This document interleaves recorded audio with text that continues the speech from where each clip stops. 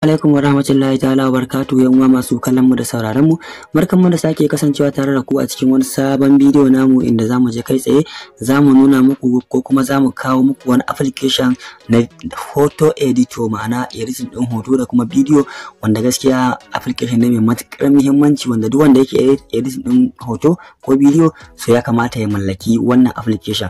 A wannan application din gaskiya da zamu kawo muku ba zamu ce muku yafi kowanne application na editing din bidiyo ba ko kuma na hoto, amma zan iya cewa gaskiya yana daga cikin manya-manyan application na duniya, ba wai na Najeriya ko na Afirka ko na wani yanki, a na duniya baki daya. Inda wajen yin editing din hoto ne, ko ya haske ko ya dan yi clear ko a canjin locating ko a cire background ko kuma ka dauko wani ma ka sa a jikinka wanda kun dau hoton a waje a wurare daban-daban ya kamar a waje ɗaya kuka dauka da dai sauransu. So wannan application din na editing din hoto sunan shi PicsArt.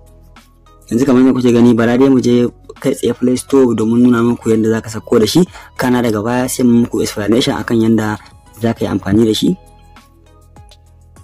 So yanzu muna cikin application, muna cikin Play Store. Yanzu da ka zo wajen search box din nan sai ka rubuta PicsArt. To da ka fara rubuta ma yanzu gashi ya bayyana mun yayi appearing a sama, to sai ka danna. To yanzu gashi ne kun ga ya bude mun, ya nuna mun open, saboda mene, saboda ni dama na riga na yi installing din shi. So amma idan kai baka yi installing din shi ba zai nuna maka installing ne. So abu na farko da zaka fara duba ka gane cewa wannan application din babban application ne, shine review din shi. Reviews duba gani 11 million reviews, sannan kuma iya wanda suka yi downloading din shi ma more than 500 million people in the world.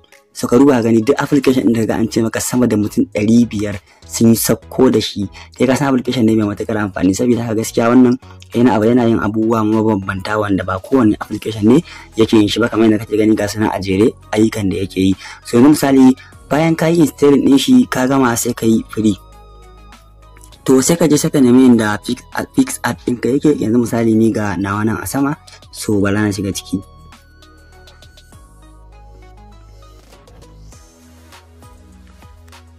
Yes, to kamar yadda kuke gani yanzu wannan fuskar ita ce fuskar PicsArt. Amma da farko idan ka shigo nan kai idan farko amfanin ka ne zai nuna maka irin kila ka sa sunanka da email ko kuma kai continuing with Facebook account ko kuma dai wani abu makamanci ko ka sa phone number. To duk abin da ya nuna maka sai ka cike, sai kawo ka fuskar shi kamar haka. So yanzu kamar yadda kake gani idan kana buƙatar kai misali editing din bidiyon ka ko kuma hoton ka dai misali ya kyau sosai, sai ka shiga wajen plus din nan na sama na ƙasa kai, sai ka duba a cikin hotunan ka sai ka ɗauko wani hoto guda ɗaya. Yanzu misali bara mu ɗauki kowane irin hoto ne ma, tunda dai abu ne na editing ba wai abu ne na gwaji, ba wai muna yin shi ne na musamman ba, sai mu ɗanyi wani abu. Yanzu ga hoton wannan yarinyar tana shan mangoro. Yanzu mu kaddara yanzu ina so na cire background ɗin nan na bayanta na sa mata wani, to sai ka shigo nan wajen remove BG, shine remove background. So gashi yana dan reading, sai mu dan jira kafin. Yanzu kun ga ya cire background din nan. So idan misali a cikin wannan background din na kan wayan nan akwai wanda ya mun misali kenan, misali ga sunan zan iya canjawa da in sa mata, kun ga red color gashi na sa wannan gashi nan dai background iya wanda ya mun dai zan iya sawa. Idan ba wannan ba ma zan iya shiga cikin nan na sa wa'annan masu kalolin nan. Idan ma bai mun ba anan shi ma zan shiga cikin gallery ina ma na dauko wani background wanda nake da ra'ayi akan shi sai na sa shi. Kun ga wajen exchanging background kenan.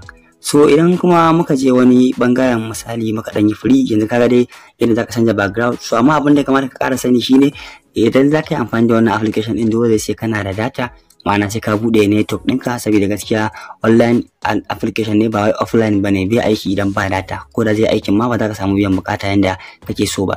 Idan kana so ka editing din kai adin din stickers ga sunan su ma da sauransu, idan ka shigo na wajen stickers da za ka gansu. Idan kana so kai cutting din shi, idan kana so ka kai adin din wani hoton ma shi ma ya zo ka hada da wannan din misali, duk za ka iya yi da abubuwan da duk kake so ka yi dai anan ne insha Allah.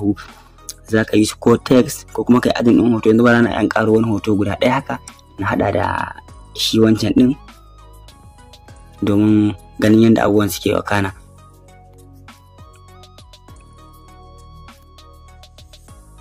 So yanzu misali gashi na adin din wannan hotunan guda 3 na zo na hada da wannan abun. Idan ka so shi ma a cikin guda uku nan zaka iya cire mai background domin ka canza yanayin tsarin abubuwan.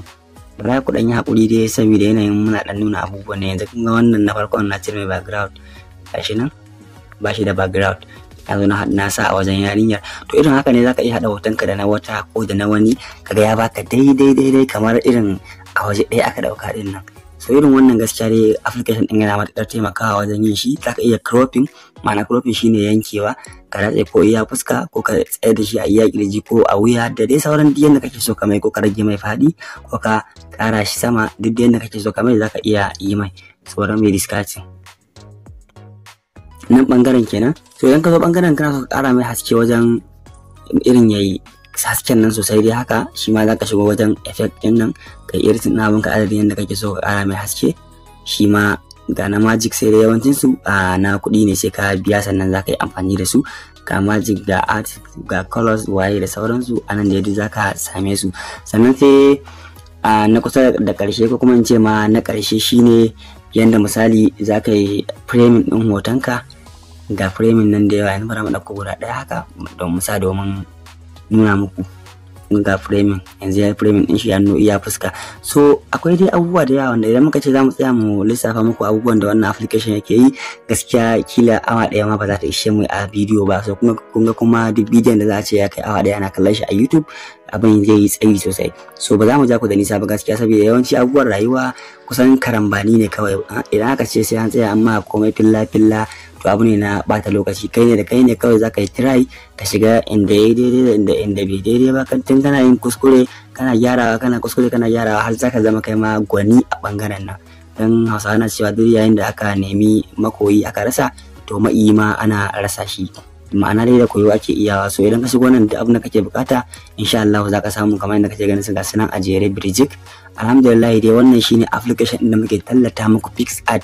Duk wani wanda ya san yana harkar editing din hoto, to gaskiya ya kamata ya mallaki wannan application, dan na tabbata application da wanda ya fi wannan a wajen editing din hoto, so ban ma dai san shi ba, bincike na bai zo kan shi ba.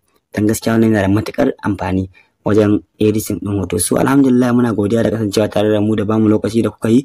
Wannan shine abin da bidiyon mu ne ya kunsa da Allah. Ka kuma manta dai wanda bai mana subscribing ba, muna ƙara roƙon ku arziki ku mana subscribing kuma ku mana like din wannan bidiyo, domin kuwa like din bidiyo yana matukar taimakawa wajen yaduwar shi zuwa ga al'umma. Muna godiya, sai mun ƙara jamewa da ku a wani bidiyo na gaba insha Allah.